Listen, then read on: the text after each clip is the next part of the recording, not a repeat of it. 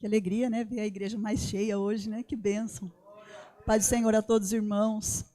Que é muito triste a gente ver a igreja vazia, né, irmãos? Quando a gente olha, vê um aqui, outro ali, é muito triste. Mas é a realidade que nós estamos vivendo e nós vamos passar por isso, né? Vai passar, tudo vai passar. Eu quero convidar os irmãos que abram as suas Bíblias ou acompanhem a leitura que o Vitor vai projetar para a gente. Em São João 13, versículo 4 e 5. Vamos ler? Vamos ler todos juntos? Vamos. Levantou-se da ceia, tirou as vestes e, tomando uma toalha, cingiu-se. Depois deitou água numa bacia e começou a lavar os pés aos discípulos e a enxugar-lhes com a toalha com que estava cingido. Agora, o versículo em Mateus 26, do 26 ao 30. Vamos lá? E quando comiam, Jesus tomou o pão e, abençoando-o, o partiu e o deu aos seus discípulos e disse: tomai, comei, isto é meu corpo.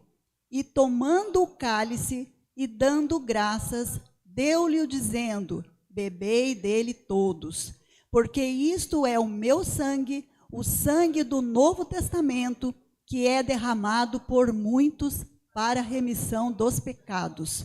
E digo-vos que, desde agora, não beberei deste fruto da vide, até aquele dia em que o beba de novo convosco no reino de meu Pai. E tendo cantado o hino, saíram para o Monte das Oliveiras.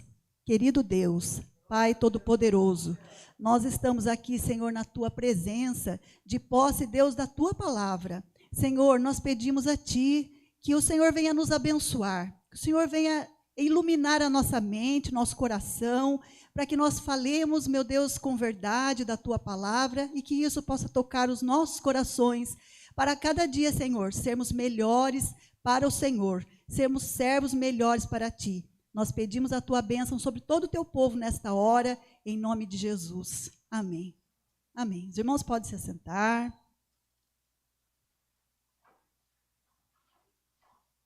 Deixa eu só tirar aqui o grampinho. Eu sou meio da moda antiga, eu só consigo fazer as coisas eu escrevendo com a minha mão. Então, vocês veem meus sermões, todos são escritos com a minha mão mesmo. É o meu jeito, então é o jeito que eu tenho de aprender o que eu estudo. Então, nós vamos, a moda antiga, né, irmãos, fazer o sermão. E o tema já foi falado, boas lembranças, né? Nós estamos numa série de ensinos, doutrinas, que são ensinos, né? E hoje nós vamos falar sobre o lava-pés e a Santa Ceia. Muito bem. Nós vamos falar sobre essas duas ordenanças, né, dadas por Jesus. Essas ordenanças, irmãos, elas não podem ser esquecidas.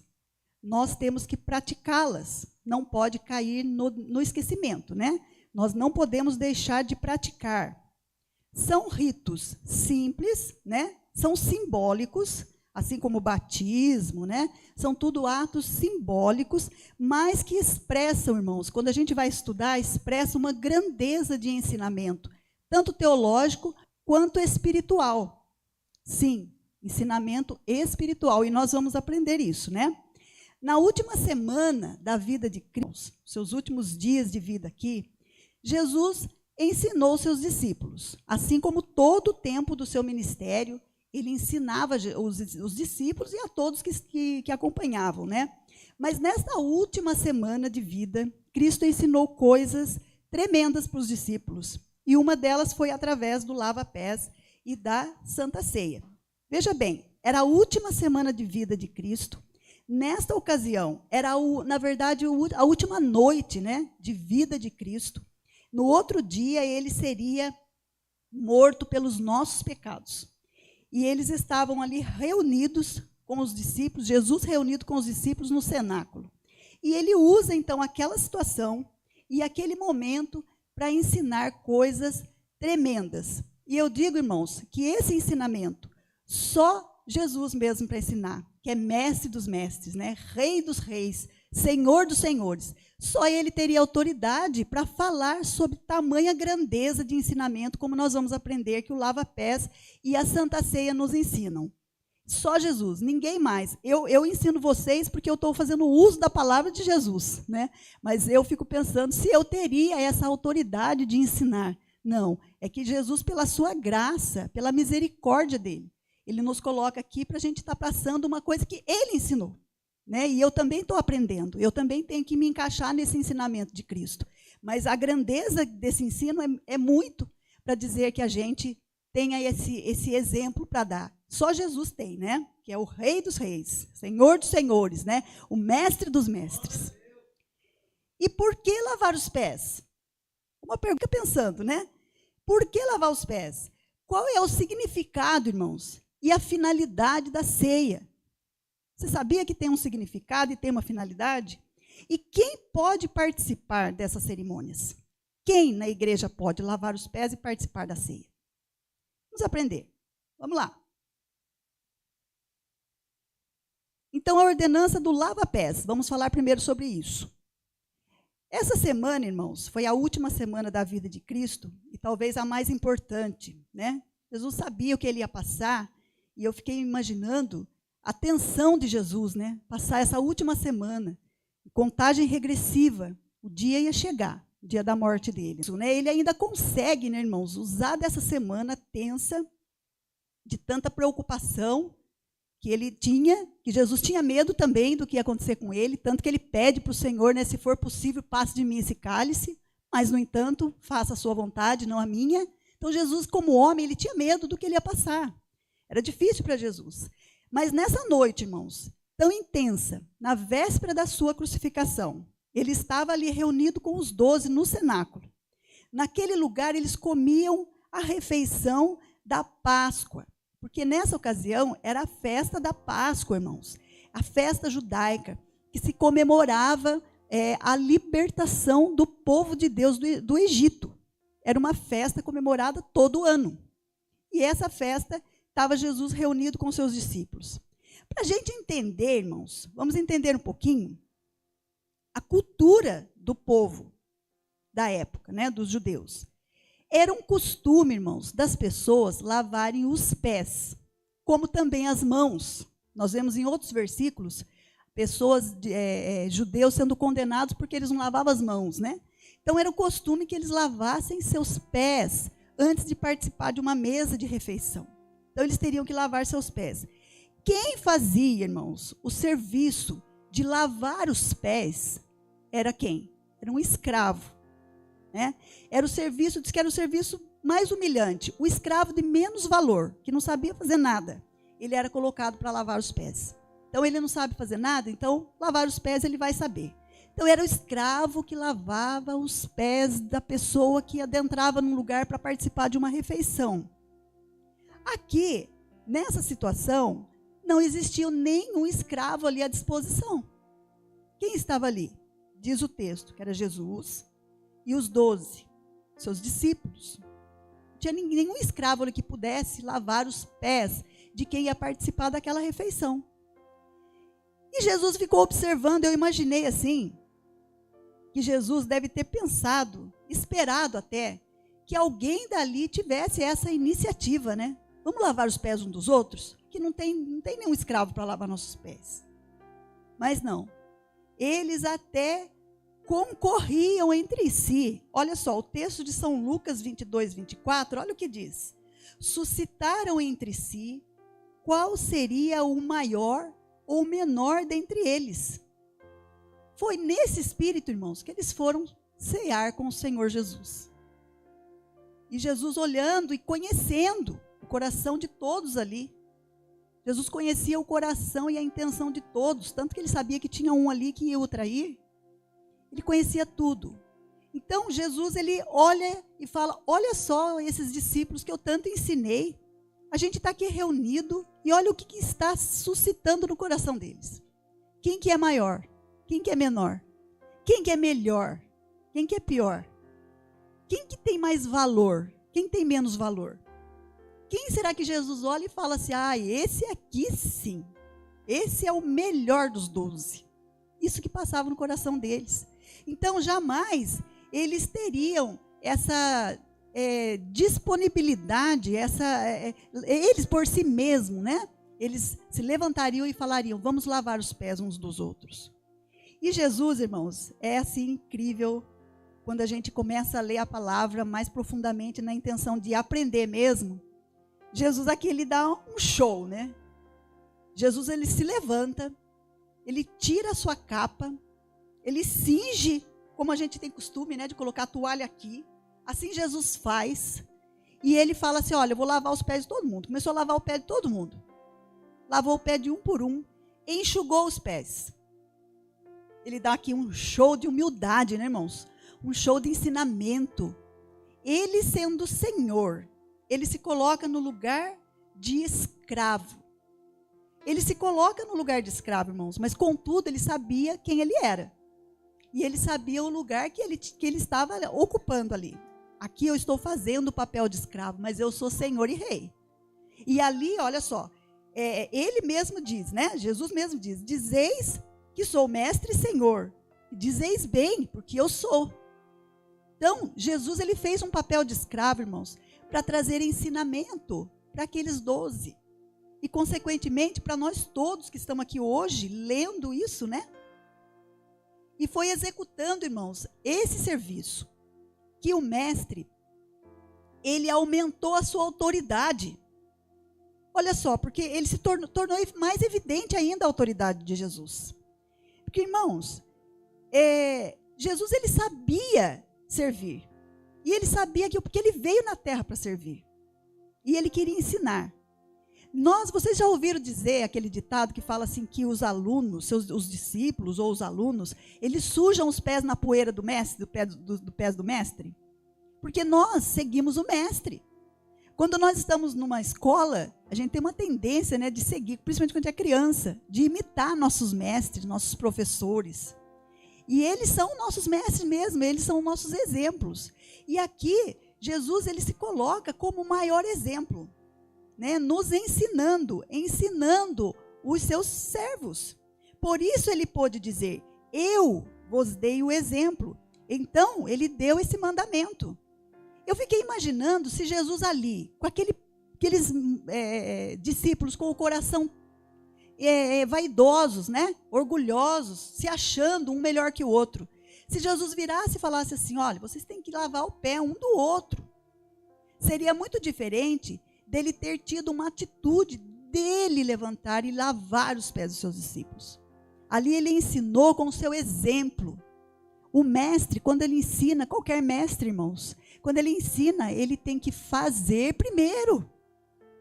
Como eu vou ensinar alguém? Olha, é assim que faz se eu não faço, né? Então, ele precisava fazer isso para que ele ganhasse mais ainda a autoridade que ele já tinha.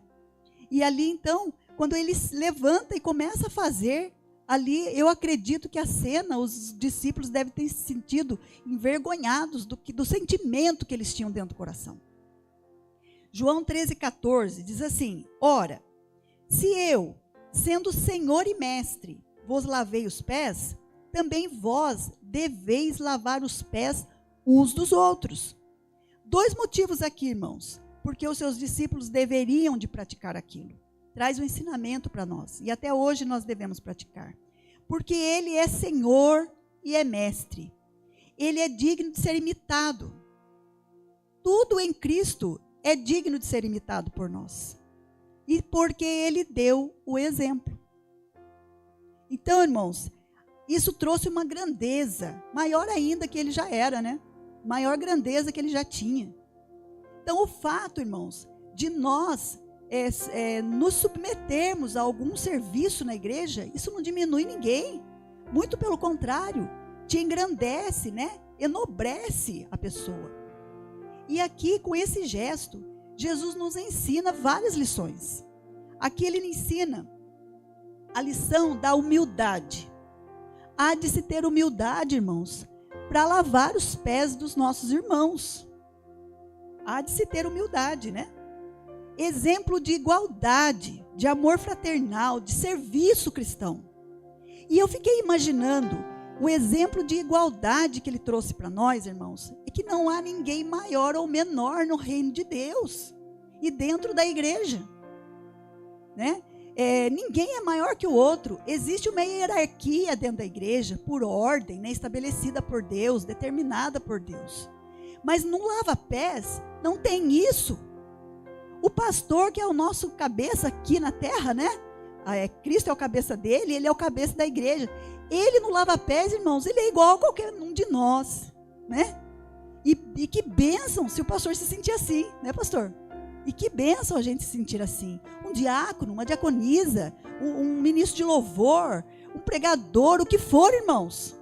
É igualzinho ao irmão que está sentadinho no banco mais simples do mundo ali, quietinho. Nós somos todos iguais. Porque o lava-pés, ele ensina isso para a gente. A igualdade. Porque se não fosse assim, irmãos, o pastor não ia lavar o pé de ninguém, né? Então Jesus coloca aqui todo mundo num pé de igualdade. E ele demonstra um amor fraternal e um serviço cristão. Eu estou prestando um serviço para o meu irmão. E o meu irmão para mim. Eu lavo o pé do meu irmão e o meu irmão lava o meu pé. Então a gente troca serviço, né? Lavar os pés, irmãos, é sujeitar-se, é estar à disposição. Pode alguém virar e falar, eu não vou lavar o pé de ninguém. A gente ainda vive uma situação bem confortável. Porque a gente vem para a igreja, na maioria, né? Vem de carro ou vem de ônibus, as ruas são todas asfaltadas, né? Então a gente chega aqui, a gente está com o pé limpinho, né? A gente tomou banho, a gente cortou nossa unha, né? Está com o pé limpinho. Lá naquela época, lá, irmãos, e a gente viveu um pouco aqui nessa igreja, da época da rua de terra. E naquela época, imagina os irmãos, eles não usavam sapatos, usavam sandálias. Caminhavam a pé por ruas de terra, barro, poeira. Então os pés estavam sujos. E a gente viveu um tempo aqui, irmãos, que era assim. Quem é mais antigo na igreja vai se lembrar. Nosso salãozinho era no fundo, a gente não tinha essa igreja, ia construir, a gente congregava no salãozinho no fundo. As ruas eram todas sem asfalto, era barro. O bairro aqui tinha poucas casas. E tinha irmãos que vinham a pé. Para vocês terem uma ideia, tinha irmãos que revestiam o pé com uma sacolinha plástica, um saquinho plástico. Quem não se lembra da família do irmão Dair, quem é mais antigo aqui, do diácono Dair? Ele vinha com seus 3 filhos, o violão nas costas. A menininha menor ele pegava no colo para atravessar o barro aqui e entravam. Muitas das vezes eles tinham que ir lá no fundo e lavar mesmo os pés, porque às vezes os pés ficavam muito sujos para participar da ceia. Os nossos irmãos que vinham da roça, lá de Caçapava. Então a gente viveu isso e a gente lavava os pés dos irmãos. A água ficava sujinha de terra, né? Então irmãos, de se sujeitar, de estar à disposição, né? Sujar as mãos mesmo, muitas vezes. É considerar, irmãos, o outro maior que você. É você se considerar menor, né? A própria Bíblia nos ensina isso, que nós temos que considerar o outro sempre maior do que nós. E aqui é um momento que a gente olha e considera o outro maior do que nós. É respeitar o valor do outro, né? É respeitar e não permitir, irmãos, que uma posição social, uma faculdade, um bem material, uma herança, né, faça com que você se sinta melhor do que o outro. Porque nada disso faz da gente melhor do que o outro na hora de um lava-pés, né? Nada isso determina o nosso valor. Não, mas é a humildade. Jesus disse assim, se alguém quiser ser o primeiro, será o quê? O último e servo de todos. Então, irmãos, que isso nunca passe no nosso coração, né, irmãos? De ser o primeiro, de ser o mais importante, né? Que nós possamos ter essa humildade de saber que o outro irmão também tem seu valor e que nós possamos considerar o outro maior que a gente. Muito bem, agora vamos para a ordenança da Santa Ceia. Então, nós aprendemos um pouquinho sobre o lava-pés. Não dá para falar tudo, né? Que o tempo é pouco, mas assim, agora deu para aprender um pouquinho. Agora nós vamos falar então a ordenança da Santa Ceia. Então vamos ver, nessa situação, irmãos, nesse mesmo momento, né, além do lava-pés, Jesus institui também e ensina também a ceia. A ceia trata-se de uma cerimônia que ela na essência, ela é humilde, né, ela é essencialmente humilde. ela foi ministrada somente com 2 elementos, e até hoje né? O que tem ali? O pão e o vinho. Então ela é simples, irmãos. Não é igual uma mesa, um banquete que a gente faz às vezes para receber alguém em casa, né? É um ato simples, muito simbólico. Mas isso traz assim também um ensinamento maravilhoso para nós, né? Qual é o significado e o simbolismo desses 2 elementos que compõem a ceia, que é o pãozinho e é o vinho, né? Jesus disse isso, texto que nós lemos, né? Ele tomou o pão e depois de ter dado graças e o ter partido, deu-o aos seus discípulos dizendo: isto é o meu corpo oferecido por vós. Fazei isso em memória de mim. Em seguida, fez o mesmo com o cálice e disse: este é o cálice da nova aliança, do meu sangue derramado em favor de vós. Então vamos ver aqui o que significa esses 2 componentes da ceia.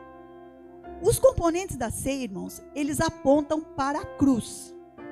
Olha só, né? Eles apontam para a cruz. E o significado dos 2, estão centrados na morte expiatória e no sacrifício de Cristo. Olha só, que coisa incrível, né? Assim como a Páscoa, a festa da Páscoa apontava para o sacrifício de Cristo, né? O cordeiro que era morto, as ervas amargas que eram comidas, o pão, asmo, tudo isso era simbologia do que aconteceria com Jesus no sacrifício salvífico de Cristo. E a Santa Ceia ocupou o lugar dessa festa. Hoje a gente não comemora mais Páscoa, mas a gente tem a Santa Ceia, que entrou no lugar, né? E os componentes, então, têm o seu significado. O pão, ele simboliza o corpo de Cristo. Irmãos, mas olha, uma coisa que tem que ficar muito clara. Quando o pastor ou o presbítero ora, aquele pão não transforma no corpo de Cristo. Ele simboliza o corpo de Cristo. Né? Não vamos pensar assim, transformou no corpo. Não, ele é um simbolismo. Ele simboliza o corpo de Cristo que foi ferido por nós na cruz. Esse é o símbolo do pão. O vinho, o cálice, significa o sangue derramado na cruz do Calvário. Então, quando você estiver tomando o vinho, você não está tomando sangue, irmãos, porque foi transformado em sangue. Você está tomando o vinho que representa o sangue de Cristo derramado na cruz do Calvário. A ceia não é simplesmente uma refeição ou um ajuntamento de irmãos. Olha só, irmãos, quando a gente vem para a ceia, a gente tem que saber por que a gente está vindo. E ela tem finalidade. A ceia tem finalidade. Quando Jesus instituiu isso, é com finalidade. Tem um fim, tem um porquê.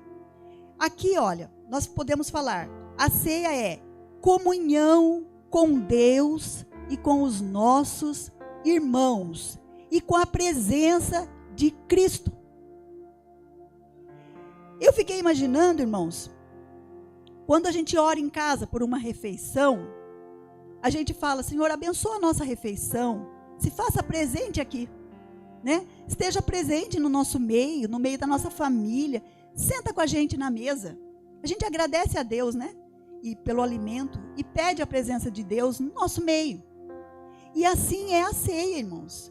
Nós comungamos com Deus, comungamos com os irmãos e com a presença de Jesus no nosso meio.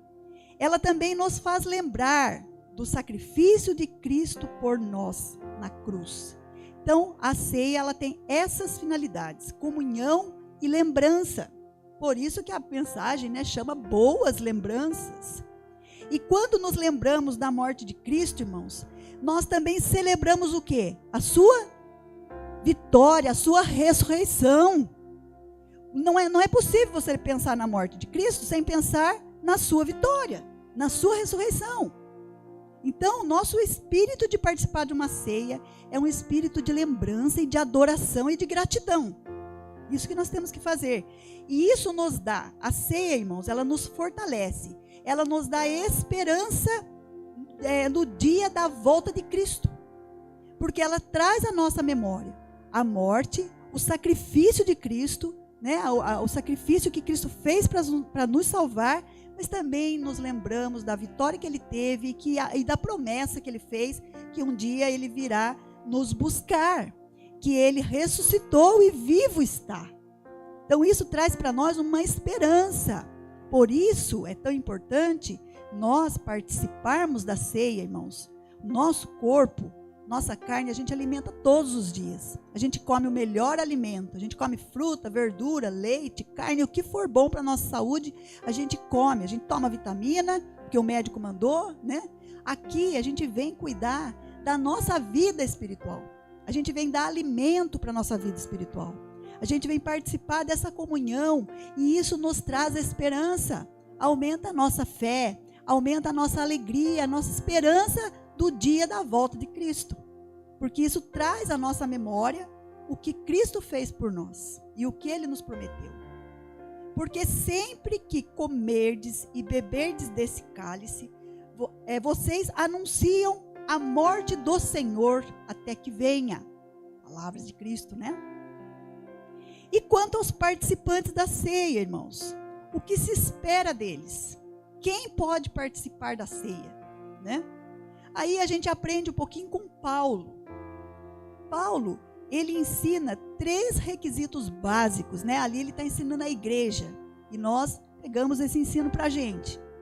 Ele ensina 3 princípios, né? 3 requisitos para a gente estar participando da ceia. O primeiro é a reverência. Os irmãos ali na igreja, eles estavam indo para a ceia para encher a barriga, né? Para comer muito. E Paulo então diz, olha, quem está com fome, come na sua casa. Aqui não é para comer muito, aqui é uma comunhão. Aqui nós vamos participar da comunhão com Cristo, comunhão com Deus e com os irmãos. Então tem que vir de forma digna, né? Com conduta própria. Então com reverência.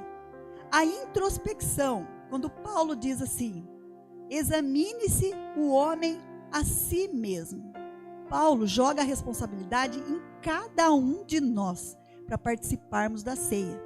Não adianta você ir no pastor e falar assim, pastor, eu posso participar da ceia? O pastor vai virar e falar, eu não sei o que está acontecendo com você, né? Pode até pedir um conselho, né, pastor? Ó, aconteceu isso, o que o senhor acha?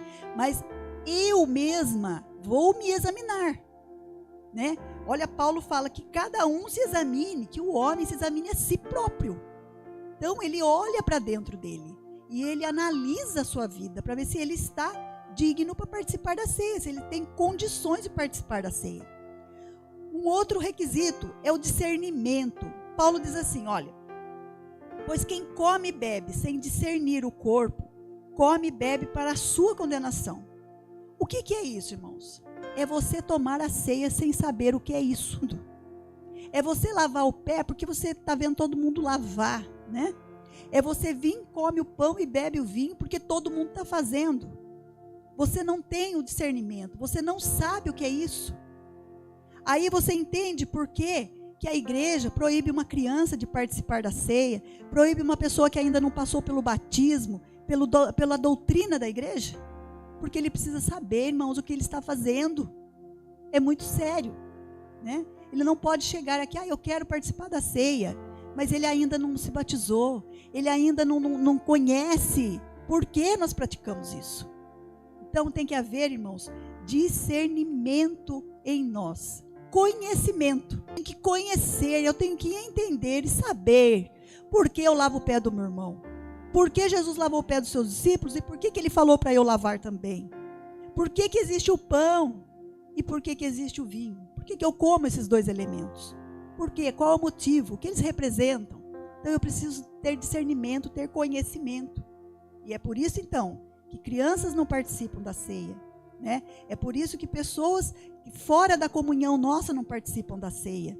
A não ser algum irmão de alguma outra igreja que tenha comunhão com Deus, que tenha conhecimento, ele pode participar. Mas se ele não tiver conhecimento, ele não pode participar, né? Veja que Cristo, ele fez a ceia com os 12. Os 12 ali representavam a igreja de Deus. Ele não colocou todo mundo.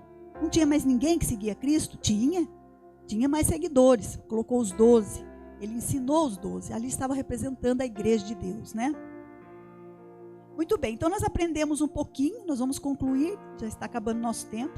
Aprendemos um pouquinho sobre isso, né? Sobre essas cerimoniais que Jesus Cristo instituiu para a sua igreja. e que nós temos que fazer, eles têm seu significado, tudo ato simbólico, mas assim com uma grandeza de ensinamento demais, né? Fora série. Na prática do lava-pés, então, nós aprendemos a lição da humildade, que nós somos chamados para servir, de alguma forma nós servimos não só a Deus, irmãos, mas aos irmãos, servimos a igreja, né? Servimos, fomos chamados para servir.